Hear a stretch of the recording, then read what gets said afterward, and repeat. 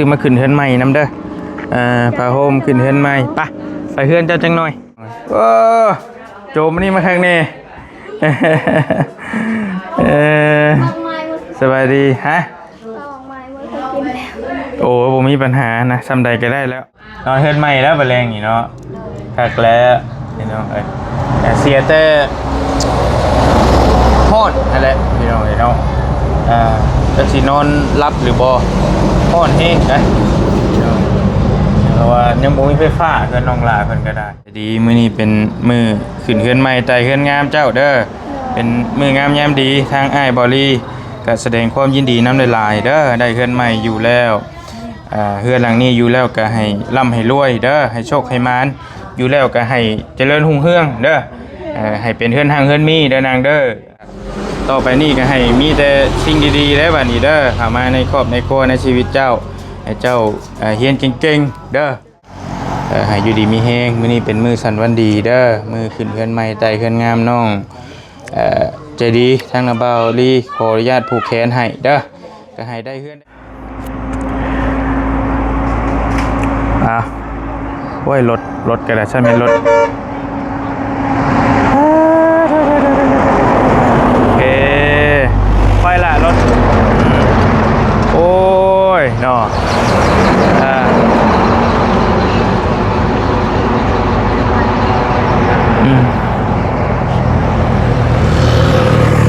รถก่อนเด้อตาลายพอแห้งแล้ว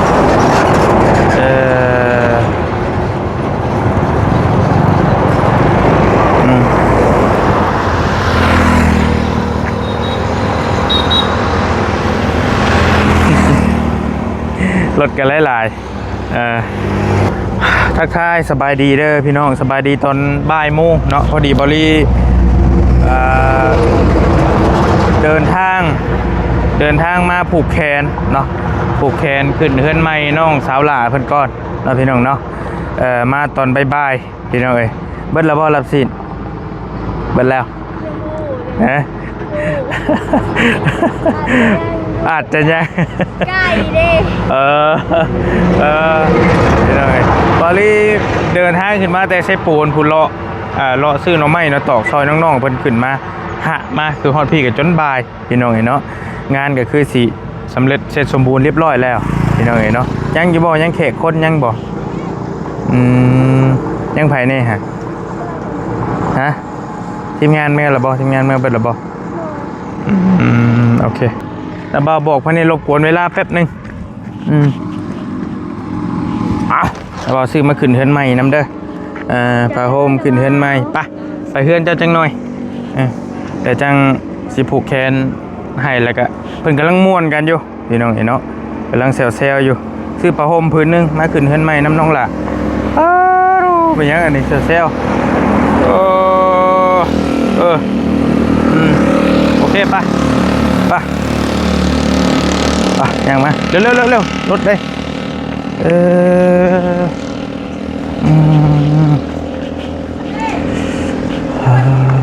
โอเค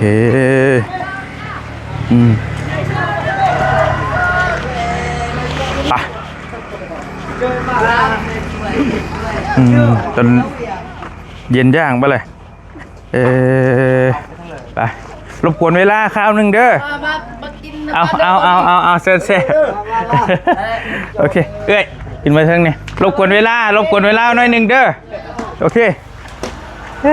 ไปกินเถอะไปนอนบ่นะฮะรบกวนเวลาม่วนหน่อยหนึ่งโอเคมา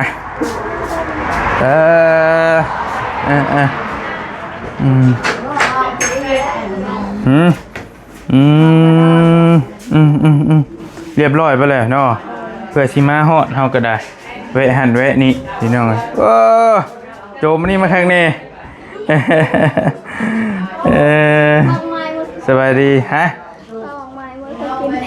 โอ้ผมมีปัญหานะซำใดก็ได้แล้วบางไม้เบิดเขากินแล้วเพิ่นว่ายังมาสมมาหนึ่ง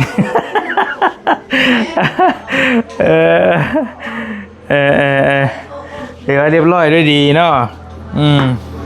ทีมงานไอ้เพิ่นเมื่อเพิ่นละบ่นะบ่าวเพิ่นเมื่อไปแล้วไปแล้ว เออ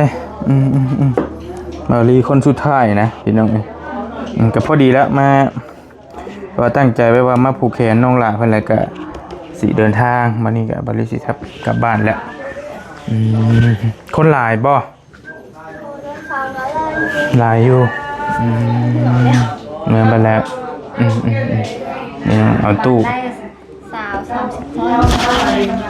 ถือว่าธรรมดาเนาะใส่ไม้ในน้องละโอเคเอาตู้มาครบงานคักนี่น้องนะบ่าวว่ามันเดะแต่ย้ำมาพี่ก็ได้นะเอาไหมมันเดะน้องจะพอพึ่งจะไปนั่งในโอเค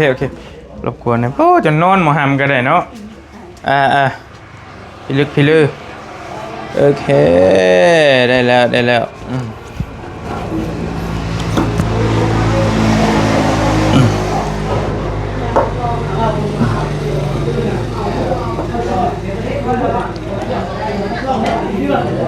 ียบร้อยโอเค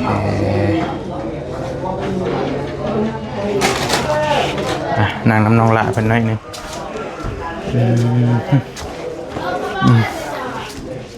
โอเคนอนคักนอนนี่เริ่มได้ตั้งโมงหางานประมาณ7 โมง8 โมง8 9 โมงเลยได้นอนอยู่บ่คืนได้นอนอยู่นอน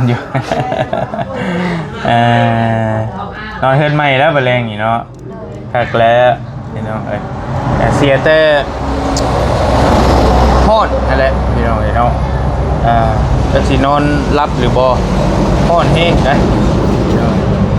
เพราะว่ายังบ่มีไฟฟ้าเพิ่นน้องหลาเพิ่นก็ได้แต่ว่าเรื่องเสาไฟก็อยู่ใกล้อยู่จักล้านต่อลงเฮือนแต่จริงจือบ่แล้วก็ขึ้นเฮือนจริงกันโดย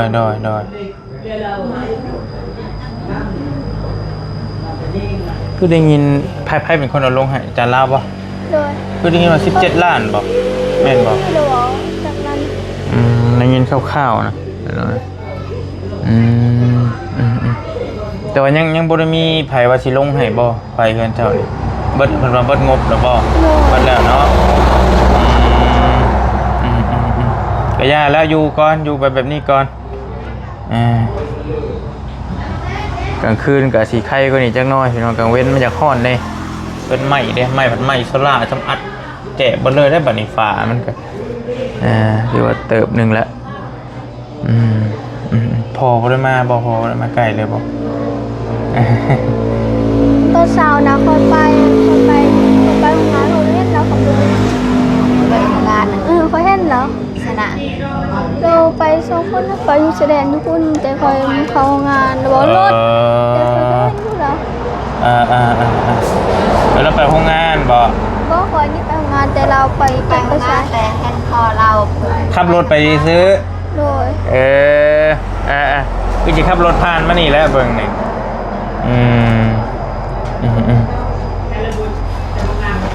ถ้าเรามากับมาจะเป็นยังเรามาแสดงความยินดีน้ำที่ซื้อแม่นเรากันบ่ได้คันมาดีก็บ่เป็นยังเลยเนาะมาแล้วก็เมื่อนะมาผูกแขนน้ำลูกน้ำเต้าก็สิเป็นไปซะบอกเรากับละมาได้บอกเราแล้วเราญาติทุกการแบบเรากันยักษ์บ่กล้ามาเนาะ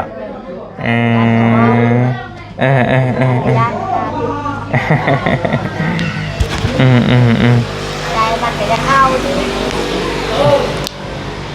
คนมันมีความผิดแล้วมัน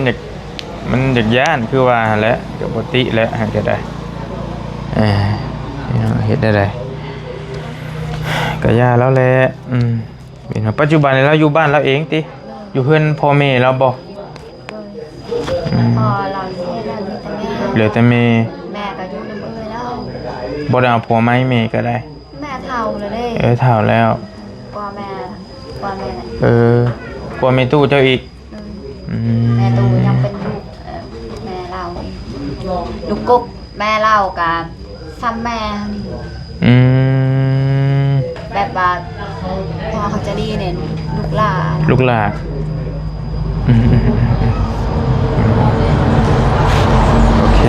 แล้วพี่น้องเห็นไหมว่าสิผูกคอตอกใช้ไผ่ผูกแขนเอามาให้นะอันตัวได้ไผ่ผูกแขนเอามาที่ผูกแขนให้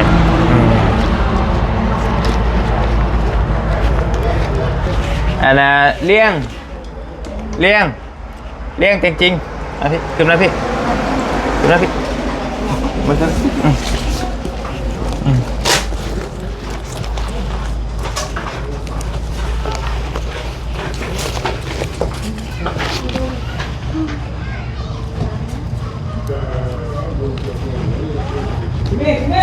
มานั่งน้ำเนเห็นไหมมานั่งน้ำมูพี่มานั่งน้ำน้องหลาพี่โอเคเมาหรอบ่ยังไม่ได้เมาบ่ไม่ได้กินยังวะอยู่ซื่อคือบทเต้นเน่เป็นยังคืออยู่ซื่อ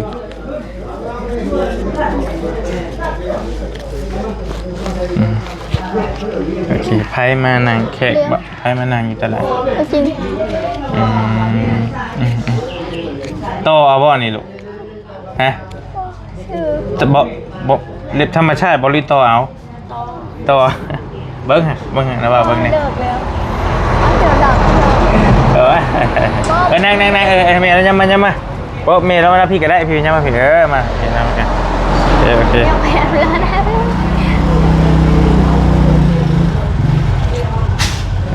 กำลังม่วนกันจะเซลอยู่พี่น้อยรบกวนมันแป๊บนึง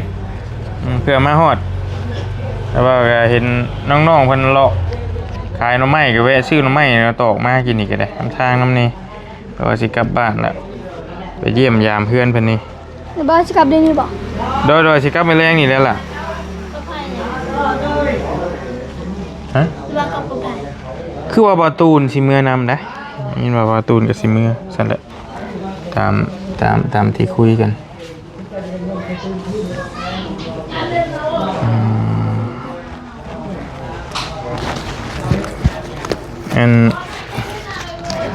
อาหารได้ยังชูแขกกินหาละกาลาบแล้วไก่พ่ออยู่ที่พ่อชูแขกอยู่ที่กาพ่อบ่ได้พอปานใดบ่พอใช่ตอนแรกบ่มีและมีแต่ตอนเช้าข่อยบ่ได้กินข้าวซ้ำมีแต่กินแล้วก็กินตามหลังช่างว่า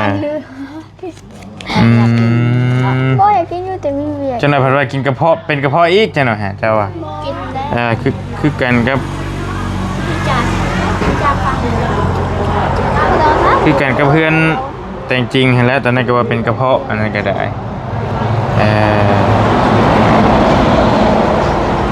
มาโอเคใจดีแล้วก็จะผูกให้มาโอเคเอาเด้อน้องใจดีมื้อนี้เป็นมือขึ้นเฮือนใหม่ไต่เฮือนงามเจ้าเด้อเป็นมืองามยามดีทางอ้ายบอลี่ก็แสดงความยินดีนำหลายๆเด้อได้เฮือนใหม่อยู่แล้วเฮือนหลังนี้อยู่แล้วก็ให้ร่ำให้รวยเด้อให้โชคให้มานอยู่แล้วก็ให้เจริญรุ่งเรืองเด้อให้เป็นเฮือนทางเฮือนมีเด้อนางเด้อให้เป็นเด็กดีของพ่อแม่เด้อเจ้าก็ได้เด้ออยู่ดีมีแฮงไม่เคยมายินดีนำหลายๆทางเอื้อยก็ได้เด้อได้เฮือนใหม่อยู่แล้วบัดนี้บ่เปียกฝนแล้วเด้อเฮือนหลังนี้อยู่แล้วก็ให้ห่างให้มีอยู่แล้วก็ให้ร่ำให้รวยให้โชคให้มานให้เจริญรุ่งเรืองเด้อให้บ่มีแนวทุกข์ให้มีแต่ความสุขได้บัดนี้เด้อเด้ออยู่ดีมีแฮงเอ้ยเบิดน้องละเซฟปั๊บมาแล้วบ่าวสิผูกแขนให้เจ้า2คนให้จ่ายแล้วเปล่ามาน้องแต่งจริงนะครับบอลลี่สิผูกแขนให้เด้อน้องแต่งจริงทางอ้ายผูกแขนให้เด้อมื้อนี้เป็นมื้อสันวันดีเจ้ากะต่อไปนี่ก็ให้มีแต่สิ่งดีๆแล้วบัดนี้เด้อเข้ามาในครอบในครัวในชีวิตเจ้าให้เจ้าเรียนเก่งๆเด้อให้เป็นเด็กดีของพ่อของแม่เด้อนางเด้อให้เจริญรุ่งเรืองต่อไปโอเคมาน้องเลี้ยงมาแล้วว่าสิผูกให้ทางน้องเลี้ยงกะให้อยู่ดีมีแฮงมื้อนี้เป็นมื้อสันวันดีเด้อมื้อขึ้นเฮือนใหม่ไต่เฮือนงามน้องใจดีทางนาบ่าวลีขออนุญาตผูกแขนให้เด้อก็ให้ได้เฮือนได้ชานใหม่ไว้เจ้าก็ได้เด้อให้ได้สมปรารถนาเด้อนางเด้ออยู่ดีมีแฮงโอเค เรียบร้อยรอยเรียบบัดนี่พี่น้องเอ้ยกินมักส้มบ่อืมบ่ได้โอ้ยบ่มีปัญหาเราก็เรียกนั่งยากโอเคปุ๊บเห็นฮะ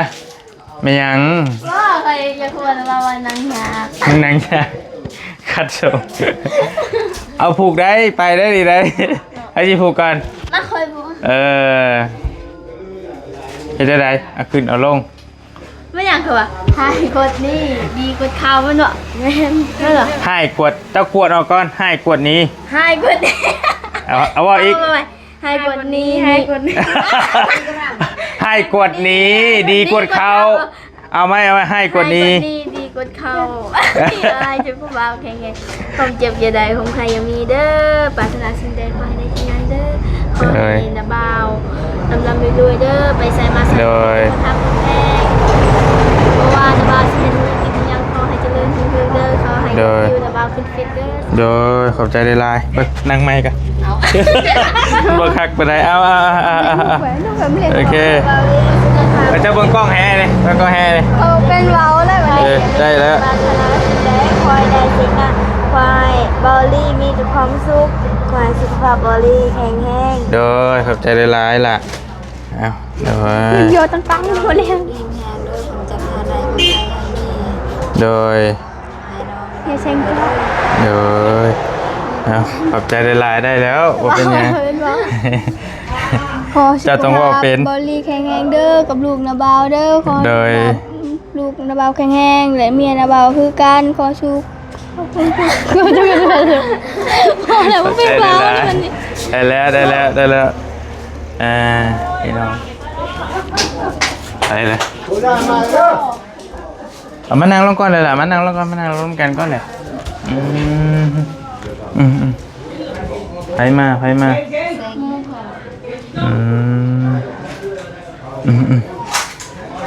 กันนั่นแล้วเด้อมือแรงขึ้นนอนเลยบ้องมือแรงนี่ฮะ มือเล็กดิมือเล็กเป็นเอ้าขึ้นเดือนแล้วก็นอน ตัสิบนอนบ่ตัสิบนอนแท้ซะนอนกระตุกคือเก่าบ่ ว้าวขึ้นเดือนแล้วก็ต้องนอนให้ครบ3 มื้อนอนอยู่วันนี้ได้กันแน่นอนเลย มันฮ้อนแม่นบ่ล่ะ กระต่อไฟมาแต่เฮือนใจจริงเฮ้ยซื้อปลั๊กไฟมาเสียบต่อมาเฮงอยู่บ่ไฟเฮือนเจ้าเพื่อนคอยหนาฮ้อนยังมีพัดลมแกยังฮ้อน มันก็ใครกูบ่มีแต่เฮือนน้องเพิ่นบ่มีเลยเด้ คอยบ่มีเห็นคอยสิบ่ฮ้อนยัง เจ้าพังนะบ่ถามเจ้านอนเฮือนไม่ตู้ก็บ่ได้มีพัดลมแล้วว่ะคือนอนได้แต่ก่อน เดี๋ยวนี้ก็นอนได้มีเหือนให้นะ แต่ว่ามันฮ้อนนอนรีฮู้อยู่ว่ามันฮ้อนขึ้นมาเมื่อคืนนี่ก็ฮ้อนเพราะว่ามันอันนั้นไม่เป๊ะเลยไม่เป๊ะ เท่าคอยให้ต้มมาโอ้ยน้องเรียกกินพร้อมแล้วมาเลยตุ้มไปต้มพร้อม ต้มผ้าห่มบ่ เราจะกินเด็ต้มพร้อมมาต้มพร้อมอ่ะเว้ยเป็นจั่วป่ะกระตาบ้านเยอะเป็นจั่วป่ะมอม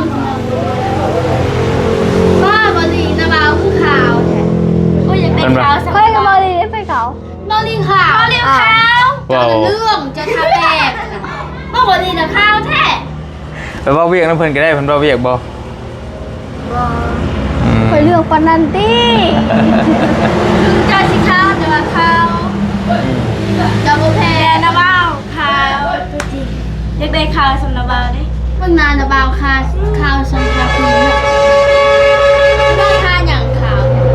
ก็ขาวสำนีเลยที่นอนมีแล้วบ่เจ้าที่นอนเจ้ามีแล้ว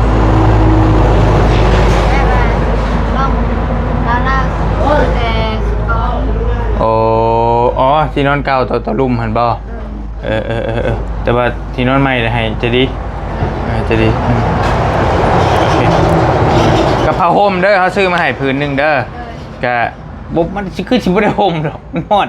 ยำนาวพุ่น ยำนาวแต่แรกหันคำมีไฟนะว่าวันที่ซื้อพัดลมมาให้ สิซื้อมาขึ้นแต่ว่ามันบ่มีไฟเลยก็เลยบ่ได้ซื้อมาน่ะอยู่ว่ามีไฟแล้วสิซื้อพัดลมมาให้เอาขึ้นเพิ่นใหม่นำนะโอเคแล้วบัดนี้บ่มีหยังหลายพี่น้องก็ถือว่าจบบริบูรณ์เฮือนน้องหลายเพิ่นก็ยังเหลือแต่เฮือนนางเลี้ยงบัดนี้สิสานต่อทั้งนั้นก็จังค่อยว่ากันเนาะเบิ่งทีมงานหั่นแหละว่าเพิ่นสิซอยได้ส่ำใดเท่านั้นก็ได้แต่ว่าเฮือนน้องหลายเพิ่นนี่ก็ถือว่าโอเคจบบริบูรณ์ยังเหลือแต่ไฟฟ้าถ้าสิยังแนวจำเป็นในลีก็ได้ไฟฟ้าเพราะว่ามันร้อนแฮงอันนี้ก็ต่อมาแต่เฮือนจริงๆแม่นบ่ดึงมานี่ก็ได้แต่ว่ามันบ่ไหวก็ขอต่อน้ำแต่งจริงก่อนต่อปลั๊กไฟมาพอได้เปิดพัดลมก่อนนะคุยน้ำกันแล้วก็ซอยกันออกค่าไฟนี่แหละสามมีเงินลงเห็นจะได้อย่างนั้นเด้อนะว่าไปป้าก็เด้อวันนี้เด้ออยู่ดีมีแห้งเด้อยินดีน้ำได้ลายไปป้าก่อนขอบใจได้ลายยินดีน้ำเลยเด้อขอบใจได้ลายบ่เตียงกับเพิ่นกับบ่ได้มาซ้ำมีแต่เป็นที่ขึ้นใบพุทธไปซอยคนติดถ้ำยังเห็นยังสองคนนั่นแหละล่ะบ่ที่ขึ้นไปกำลังขึ้นไปมั้ยนี่เนื้อเห็นแต่เมียรูปแต่เมียอยู่นั่นแหละไปซอยเมียเขาเจ้าหั่นแหละแขวงไส้สมบูรณ์แต่ว่าผู้ผัวหั่นยันบ่รอดแล้วผู้ชายอันติดถ้ำน่ะผัวเพิ่นแต่ว่าลูกหั่นมีลูกน้อยผัวนั่นไปหาเงินนั่นแหละไปหาฮอนคำอยู่ในถ้ำแล้ววันนี้แหละแล้ววันนี้แหละฝนตกมาแล้วน้ำไหลเข้าออกมาบ่ได้แล้วสิรอดบ่รอดแล้วมันป้อสิเป็นเดือนแล้วบ่นี่ปัญหาคนผัดรอดแล้วแต่เฮิงแล้วสิเป็นเดือนแล้วสิรอดอยู่บ่อยู่ในถ้ำเขาก็บ่ได้กินเขากินจนเมื่อวันเลยตายเลยจอยผู้ที่เขาพบนะคะคนหนักจนจอยก็ไหวขณะอาทิตย์เดียวได้ติ้งก็ไหวเนาะขณะอาทิตย์เดียวนะฮะอันนี้เราเป็นเดือนเพราะชีวัยจะได้เขายังไม่เห็นบอกเขาเข้าเลยบอกมันเข้าบ่ได้เข้าไม่ได้เข้าคือเขาได้เนาะเนื้ออันราตาเข้าคือเขาได้ตอนนั้นยังบริมีน้ำมันมีน้ำลายบอกฮะมันน้ำแหละมันแคบน้ำเราไม่ใช่ปัญหาหรอกมันแคบพ้นเข่าบ่ได้นั่นแหละถ้ำมันหูมันน้อยเข้าใจบ่มันเข่าบ่ได้ตัวน้ำลายเราไม่ใช่ปัญหาดอกเขาเจ้าไปได้น้ำนะยังบริเห็นนะทุกคนช่างหน้าติดทั้งหมดน่ะ7 คนยัง2คนโถบ่ให้สิไปใช้ผัวติดอยู่หั่นเนาะผัวติดแล้วอันนั้นแหละบอกให้เพิ่นม่วนรถบัดนี้อยู่ดีมีแฮงไปป้าเลยเด้อกินข้าวกันน้ำก่อนได้แล้วเข้าใจได้หลายได้แล้วแล้วมาไปเวียกก่อนไปไม่เห็นนี่แล้วมาครับใจได้หลายขอบใจล่ะขอบใจโดยเอาเลยม่วนเลยบัดนี้บอกให้เพิ่นม่วนเลยขับรถมึงงามเด้อเบิ่งรถบ่ให้เบิ่งรถบ่ให้เบิ่งทางบ่รถเบิ่งว่าเบิ่งอยู่เบิ่งในทางรถบ่เห็นเนื้อไงโอเคได้กันงามหลายบัดนี้ขอเบิ่งนี่เด้อเอ้ยมีหยังแน่อยู่นี่ฮะมันมีแต่โอ้ยังบ่ได้มีหยังบ่มีชุดนอนแต่มีแต่ห้องจะดีโอเคมากระปลายก็เจอเลยโอเคได้ละไปโอเคบอลลี่ขอตัวเดินทางก่อนบัดนี้มีแต่มาแสดงความยินดีน้องๆเพิ่นก็เปิดเพลงนั่นแหละเพิ่นเห็นบอลลี่มาแล้วเพิ่นก็ปิดให้นะมีแต่ก็ยินดีน้องเพิ่นในไลน์ที่ว่าจบเบ็ดเสร็จแล้วบ่มีหยังแล้วบัดนี้มีแต่เหลือแต่ไฟเข้าเฮือนให้น้องเพิ่นเนาะฝากน้องเพิ่นในตอนต่อไปก็คือขออภัยน้องคนต่อไปก็คือเป็นน้องเลี้ยงนี่แหละเฮาสิเฮ็ดเฮือนให้น้องเพิ่นอยู่นี่นะพี่น้องแนวใดก็ฝากน้องเพิ่นนี่เด้อพี่น้องเด้อสวัสดีไปแล้วบ๊ายบาย